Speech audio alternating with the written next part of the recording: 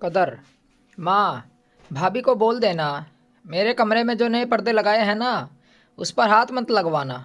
पिछले इस बार जब मैंने पर्दे दिए थे तो अभी 2 महीने में ही ख़राब हो गए थे। किरण देवी रसोई में चाय बना रही थी और उनकी बेटी आशा अभी अभी मायके आई थी। आशा की शादी शहर के एक अच्छे परिवार में हुई थी। उसके कपड़े, मोबाइल, जूते, पर्स, हर चीज़ देखकर किरण देवी को अपनी बेटी पर गर्व होता था। वहीं उसकी बहू नताशा सुबह से घर के काम में लगी हुई थी। साधारण सा सूट पहने, बाल जल्दी में बंधे हुए और हाथ में अभी भी आटे की खुशबू लगी थी। नताशा ने कमरे से आवाज़ सुन ली, लेकिन उसने कुछ नहीं कहा। किरण देवी ने चाय का कप आशा की तरफ बढ़ाते हुए कहा, अरे तू चिंता मत कर, मैं बहू को समझा दूंगी। वैसे भी वो तो इन चीज़ों को समझती ही कहाँ है। आशा हंसते हुए बोली, माँ, मैं यह नहीं कह रही कि भाभी जानबूझकर ख़राब करती है, लेकिन चीज़ की कदर भी तो होनी चाहिए। हमारे घर में तो कोई चीज़ ऐसी ही नहीं रखी जाती। इतने में नताशा रसोई से बाहर आई और बोली, दीदी चाय रख दूं? आशा ने ऊपर से नीचे तक नताशा को देखा और बोली, हाँ रख दो। और सुनो, मेरे कमरे में जो बैग रखा है ना, उसे हाथ मत लगाना, उसमें कुछ महंगी चीज़ें हैं। नताशा ने हल्की सी मुस्कान के साथ कहा, ठीक है दीदी। वह वापस मुड़ने लगी तो आशा ने फिर कहा, भाभी आप हर समय यही पुराने सूट पहने रहती हो। माँ ने बताया था कि आपके मायके से इस बार भी बस 2 ही कपड़े आए थे। नताशा वहीं रुक गई। किरण देवी ने तुरंत बेटी की तरफ देखा, लेकिन उसे रोकने के बजाय बोली, अरे आशा, तू भी ना, रहने दे। आशा ने हंसकर कहा, मैंने तो ऐसे ही पूछा था माँ, इसमें बुरा मानने वाली क्या बात है। नताशा ने धीरे से कहा, बुरा नहीं लगा दीदी, मायके वाले जितना कर पाते हैं उतना ही तो देते हैं। आशा ने चाय का घूंट लेते हुए कहा, हाँ यह बात तो है, हर किसी की अपनी हैसियत होती है। नताशा ने इस बार कोई जवाब नहीं दिया। वह वापस रसोई में चली गई। किरण देवी ने बेटी से पीछे धीरे से कहा, तू भी उसके सामने ऐसी बातें मत किया कर। आशा बोली, माँ, मैंने गलत क्या कहा, सच ही तो है। मेरे ससुराल में तो 1 महीने का राशन भी इससे ज़्यादा का आ जाता है। भाभी को भी थोड़ा अपने रहन सहन पर ध्यान देना चाहिए। किरण देवी कुछ नहीं बोली। रसोई में खड़ी नताशा सब सुन रही थी। उसने गैस धीमी की और कुछ पल के लिए चुपचाप खड़ी रही। फिर खुद से बस इतना बोला, गरीबी शायद कपड़ों से नहीं होती, लेकिन कुछ लोगों को यह बात समझाना बहुत मुश्किल है।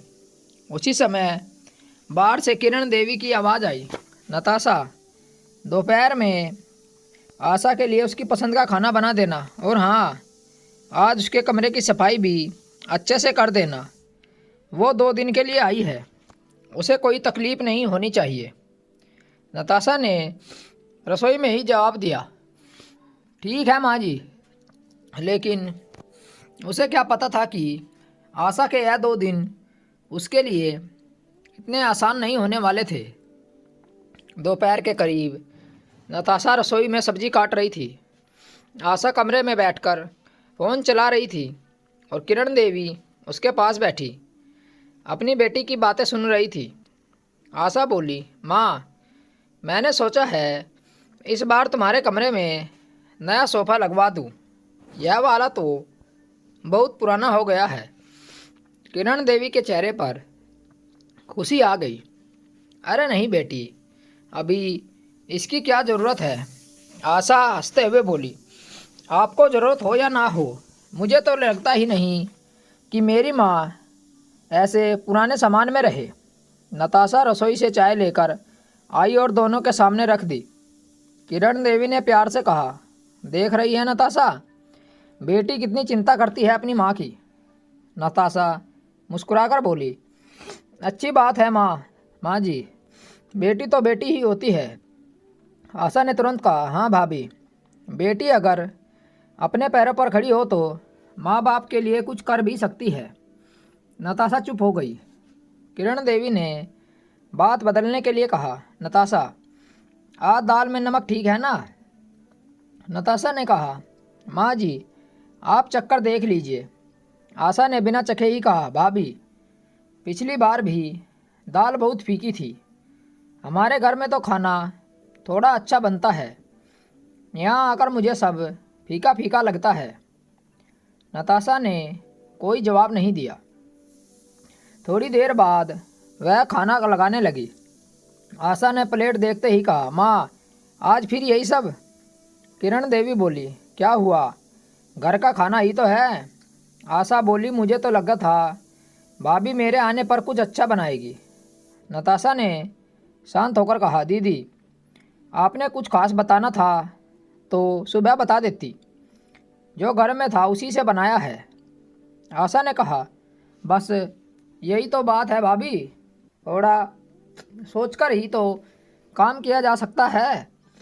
नताशा ने उसकी तरफ देखा लेकिन कुछ नहीं बोली। किरण देवी ने धीरे से कहा, अरे आशा, खा ले, नताशा सुबह से लगी हुई है। आशा ने खाना शुरू किया लेकिन कुछ ही निवालों के बाद बोली, माँ, मेरे लिए थोड़ा दही निकाल देना। नताशा उठी और फ्रिज से दही निकालकर कटोरी में रख दी। आशा ने कटोरी देखते हुए कहा, यह दही है? भाभी, इसे तो मैं अपने नौकर को भी ना देती। रसोई में जाते जाते नताशा के कदम रुक गए। किरण देवी ने बेटी को घूर कर देखा। आशा, हर बात में अपने घर की चीज़ों की तुलना मत किया कर। आशा बोली, माँ, मैं तो बस बता रही हूँ। नताशा ने कटोरी वापस उठाई और बोली, दीदी, अगर आपके पास पसंद नहीं है तो मैं कुछ और बना देती हूँ। आशा ने कहा, रहने दो भाभी, आपको बार बार परेशान करने से अच्छा है मैं बाहर से मंगा लूँ। नताशा ने पहली बार थोड़ी ठंडी आवाज़ में कहा, जैसा आपको ठीक लगे। आशा ने उसकी तरफ देखा। उसे शायद उम्मीद नहीं थी कि नताशा इस तरह जवाब देगी। शाम को नताशा आंगन में कपड़े सुखा रही थी। तभी आशा वहाँ आई और बोली, भाभी, एक बात पूछूं? नताशा ने कहा, हाँ दीदी। आशा बोली, आपको कभी बुरा नहीं लगता माँ आपके ऊपर इतना खर्च नहीं कर पाती? नताशा ने कपड़े रस्सी पर डालते हुए पूछा, किस बात का? यही कपड़े पहने घूमना फिरना, कुछ भी तो नहीं। नताशा कुछ पल चुप रही, फिर बोली, दीदी, मेरे लिए मेरे पति और मेरा घर ही बहुत है। बाकी चीज़ें जितनी मिले अच्छी बात है, नहीं मिले तो भी ज़िंदगी चलती रहती है। आशा मुस्कुराई, आप बहुत संतोषी हो भाभी। नताशा ने उसकी तरफ देखा, और आप? आशा ने बिना झिझक कहा, मुझे अपनी ज़िंदगी में कम चीज़ें पसंद आती है। और आशा वहाँ से चली गई।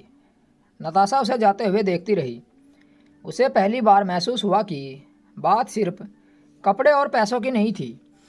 आशा को सच में लगता था कि जिसके पास ज़्यादा पैसा है वही ज़्यादा बड़ा है। और अगले दिन आशा ऐसी बात कहने वाली थी जिसके बाद नताशा पहली बार अपनी चुप्पी तोड़ने वाली थी। अगली सुबह नताशा रसोई में नाश्ता बना रही थी। किरण देवी मंदिर के लिए तैयार हो रही थी और आशा अपने कमरे में बैठकर फ़ोन पर किसी से बात कर रही थी। कुछ देर बाद आशा बाहर आई और बोली, माँ, आज मैं बाज़ार जा रही हूँ, कुछ सामान लेना है। किरण देवी ने पूछा, अकेली जाएगी? आशा बोली, नहीं, भैया को बोल दूँगी छोड़ने के लिए। इतने में नताशा ने रसोई से कहा, दीदी, अगर आप बाज़ार जा रही हैं तो आते समय थोड़ा धनिया और हरी मिर्च लेते आइएगा, आज घर में नहीं है। आशा ने तुरंत कहा, भाभी, मैं अपने लिए सामान लेने जा रही हूँ, घर का सामान लेने नहीं। नताशा कुछ पल चुप रही। ठीक है दीदी, मैं बाद में ले आऊँगी। आशा ने हंसते हुए कहा, आपको तो हर चीज़ के लिए मेरी ज़रूरत पड़ती है। नताशा ने इस बार कुछ नहीं कहा। नाश्ता लगाते समय आशा ने देखा कि नताशा के हाथ में एक पुराना पर्स था। वह बोली, भाभी, आपका पर्स तो बहुत पुराना हो गया है। नताशा ने मुस्कुराकर कहा, हाँ, काफ़ी साल हो गए। आशा ने अपना पर्स दिखाते हुए कहा, यह देखिए, मैंने अभी पिछले हफ्ते लिया है। बहुत महंगा है लेकिन अच्छा है। नताशा ने बस इतना कहा, अच्छा है। आशा बोली, आप चाहे तो मैं आपके लिए ऐसे ही एक दिला दूंगी। नताशा ने कहा, नहीं दीदी, रहने दीजिए। आशा ने पूछा, क्यों, आपको अच्छा नहीं लगा? अच्छा लगा लेकिन मुझे ज़रूरत नहीं है। आशा हंसती, आप भी ना भाभी, पता नहीं किस चीज़ से खुश हो जाती है। इतने में किरण देवी बाहर आई और बोली, क्या हुआ? आशा ने कहा, कुछ नहीं, भाभी को नया पर्स दिलाने की बात कर रही थी, लेकिन यह तो मना कर रही है। किरण देवी ने नताशा से कहा, ले लिया कर बहू, आशा अगर दिला रही है तो इसमें बुराई क्या है? नताशा बोली, माँ जी, ज़रूरत होगी तो ले लूँगी। आशा ने कहा, माँ रहने दो, जिसे अपनी चीज़ों की ज़रूरत ही महसूस नहीं होती उसे क्या दिलाना। नताशा चुपचाप नाश्ता पकड़ने लगी। थोड़ी देर बाद नताशा के पति विमल घर आया। आशा ने हंसते हुए उससे कहा, भैया, आपकी पत्नी को कुछ खरीद कर देना बहुत मुश्किल है। विमल ने पूछा, क्यों? आशा बोली, मैं नया पर्स दिला रही थी, मना कर दिया। पता नहीं क्यों इतना बचाकर कछलती है। विमल ने नताशा की तरफ देखा, तुम्हें पसंद नहीं आया? नताशा ने कहा, पसंद तो है था, लेकिन अभी ज़रूरत नहीं है, इसलिए मना कर दिया। विमल ने हल्की मुस्कान के साथ कहा, ठीक है, जब ज़रूरत होगी तब ले लेना। आशा अचानक बोली, भैया, आप भी ना, आप दोनों एक जैसे हो। मैं सोच रही थी भाभी को थोड़ा बदलूंगी, लेकिन यह तो बदलने वाली ही नहीं है। विमल ने हंसकर बात टाल दी। दोपहर में आशा अपने कमरे में से कपड़े निकाल रही थी। उसने एक नया सूट निकालकर नताशा को दिखाया। भाभी, यह कैसा है? नताशा ने कहा, बहुत अच्छा है। आशा बोली, आप पहनोगी? नताशा ने चौंक कर कहा, मैं? हाँ, एक बार पहनकर देखो। नताशा ने सूट हाथ में ले लिया, लेकिन आशा तभी बोली, बस ध्यान रखना खराब मत कर देना, बहुत महंगा है। नताशा का चेहरा बदल गया। उसने सूट वापस करते हुए कहा, नहीं दीदी, रहने दीजिए। आशा बोली, अरे मैंने तो ऐसे ही कहा था। नताशा ने शांत आवाज़ में कहा, मुझे पता है दीदी। वह वहाँ से चली गई। शाम को किरण देवी ने नताशा को रसोई में अकेले देखा तो पूछा, क्या हुआ, सुबह से चुप हो? नताशा ने कहा, कुछ नहीं माँ जी। किरण देवी ने कहा, आशा की बातों का बुरा मत माना कर, उसका स्वभाव ही थोड़ा ऐसा है। नताशा ने पहली बार किरण देवी की तरफ सीधा देखकर कहा, माँ जी, मैं उसकी बातों का बुरा नहीं मानती, लेकिन हर बार मेरी गरीबी याद दिलाई जाए तो कभी कभी लगता है कि मैं इस घर की बहू हूँ या किसी के सामने अपनी हैसियत बताने के लिए रखी गई हूँ। किरण देवी के पास इस बात का कोई जवाब नहीं था और उसी रात आशा ने अपने मायके में एक ऐसी बात कही जो नताशा ने दरवाजे के पीछे खड़े होकर सुन ली। माँ, अगर भाभी को अपनी औकात पता होती ना तो वह मुझसे इस तरह बात नहीं करती। आशा की बात सुनकर नताशा कुछ देर दरवाजे के बाहर ही खड़ी रही। उसने सोचा, शायद मैंने ही अब तक सब कुछ गलत समझा। इन्हें सच में लगता है कि मेरे पास पैसे कम हैं, इसलिए मेरी कोई कीमत ही नहीं है। वह चुपचाप अपने कमरे में चली गई। अगली सुबह नताशा रोज की तरह उठी, लेकिन इस बार उसने सबसे पहले अपने पति विमल से कहा, विमल, मुझे तुमसे एक बात करनी है। विमल ने कहा, हाँ बोलो। नताशा ने कहा, तुम्हारी बहन मुझसे नाराज़ हो सकती है, उन्हें मुझसे जो कहना है कह सकती है, लेकिन मेरी गरीबी को बार बार मेरी औकात बताने के लिए इस्तेमाल किया जा रहा है। यह मैं नहीं सुन पाऊंगी, यह बहुत गलत है। विमल कुछ पल चुप रहा। नताशा ने आगे कहा, मैंने कभी उनसे मुकाबला नहीं किया, उनके पास ज़्यादा है, अच्छी बात है। वह अपनी माँ के लिए खर्च करती है, उसमें मुझे कोई परेशानी नहीं है, लेकिन हर बार यह बताना कि उनके घर में क्या है और मेरे मायके में क्या नहीं है, इससे मुझे दुख होता है। विमल ने पहली बार गंभीर होकर कहा, तुमने मुझे पहले क्यों नहीं बताया कि वह इतना सब बोल रही है और तुम सह रही हो? नताशा ने हल्की मुस्कान के साथ कहा, क्योंकि मैं नहीं चाहती थी कि तुम्हें लगे कि मैं तुम्हारी बहन के खिलाफ हूँ। विमल ने कहा, किसी की इज्जत को बात करना किसी के खिलाफ होना नहीं है। इतने में आशा कमरे के बाहर आ गई। शायद उसने दोनों की बातें सुन ली थी। आशा अंदर आई और बोली, भैया मुझे लगता है बात मेरी हो रही है। विमल ने शांत होकर कहा, हाँ आशा, बात तुम्हारी ही हो रही है। आशा कुछ बोल नहीं पाई। नताशा ने कहा, दीदी मैं आपसे लड़ना नहीं चाहती, बस आप मुझसे बड़ी है और इस घर की बेटी भी है। बस एक बात बताना चाहती हूँ, मेरे पास कम है तो कम रहने दीजिए, हर बार उसे मेरी कमजोरी मत बनाइए। आशा चुप रही। नताशा ने आगे कहा, आपके पास पैसा है, अच्छी बात है, अच्छी ज़िंदगी है, यह भी अच्छी बात है। आप अपने माँ बाप के लिए बहुत कुछ कर सकती हैं, यह देखकर मुझे खुशी होती है। लेकिन मेरी खुशी अलग है, मैं कम में खुश हूँ। इसका मतलब यह नहीं है कि मैं किसी से छोटी हूँ। किरण देवी भी यहीं आ गई। उन्होंने अपनी बेटी की तरफ देखा और बोली, आशा तूने जो कल कहा था ना कि नताशा की औकात नहीं है, वो बात मुझे रात भर परेशान करती रही। आशा की आंखें नीची हो गई। किरण देवी ने कहा, बेटी पैसा ज़्यादा होने से इंसान बड़ा नहीं हो जाता। नताशा इस घर में जितना करती है उसका हिसाब शायद हमने कभी रखा ही नहीं। आशा ने धीमे से कहा, माँ मैंने इतना नहीं सोचा था।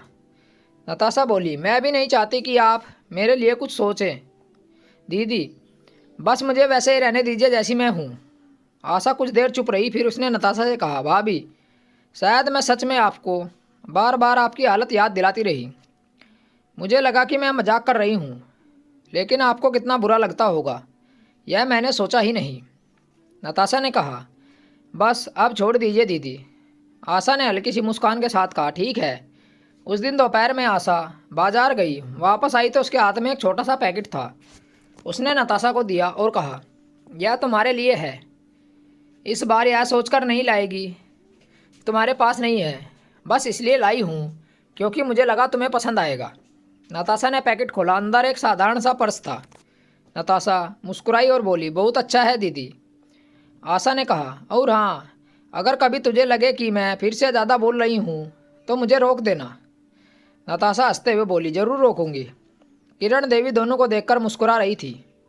उस दिन घर में कोई बड़ा फैसला नहीं हुआ, कोई रोना धोना नहीं हुआ, कोई रिश्ता नहीं टूटा। बस एक छोटी सी बात समझ आ गई कि घर में किसी के पास पैसा कम हो सकता है, लेकिन उसकी इज्जत कभी कम नहीं होनी चाहिए। तो दोस्तों, आपको कहानी कैसी लगी कमेंट करके हमें बताएं और चैनल को ज़रूर सब्सक्राइब करें। मिलते हैं आपसे ऐसी ही और एक अच्छी कहानी के साथ। कहानी सुनने के लिए आप लोगों का धन्यवाद। राम राम दोस्तों।